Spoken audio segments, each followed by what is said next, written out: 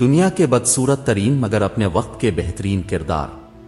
Lazy کو دنیا کی بدصورت ترین خاتون کہا گیا، اس پر لاکھوں میمز بنائے گئے، اس کو یہاں تک کہا گیا کہ اتنی بدصورتی کے ساتھ جینے سے اچھا مر جاؤ۔ مگر اس نے ہمت نہ ہاری اور گریجویشن کے بعد 3 کتابیں لکھ کر لاکھوں حسن والوں کے منہ بند کر ڈالے، اور پھر وہ دنیا کی بہترین موٹیویشنل سپیکر میں سے ایک بن گئی اور مایوس افراد کو جینے کا ڈھنگ سکھانے والی بن گئی۔ اسی طرح عالمی اسلام کی مشہور شخصیت جاحظ بھی تھے۔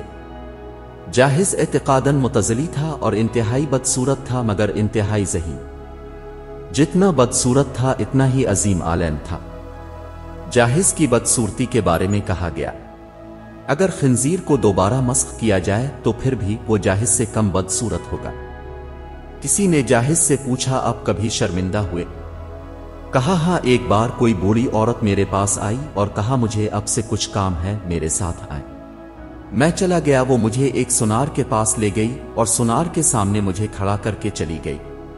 میں نے سونار سے پوچھا، میرے لائق کوئی حکم؟ کہنے لگا، یہ بوڑھی عورت مجھ سے تقاضا کر رہی تھی میں اس کو شیطان کی مورتی بنا کر دوں۔ میں نے کہا، شیطان کو دیکھا نہیں میں نے، تو وہ کہتی، میں لاتی ہوں، تم ویسی مورتی بنا دینا۔ پھر وہ آپ کو ساتھ لے آئی اور کہا، ایسا ہوتا ہے شیطان۔ اس سب کے باوجود جاحظ علم کا پہاڑ تھا۔ علوم اسلامیہ میں جہاں بھی بلاغت کا ذکر آتا ہے، جاز ایک ستون کی طرح نظر آتا ہے، مگر اس نے اپنی بدصورتی کو حصول علم اور بڑا انسان بننے میں رکاوٹ نہیں ڈالنے دیا۔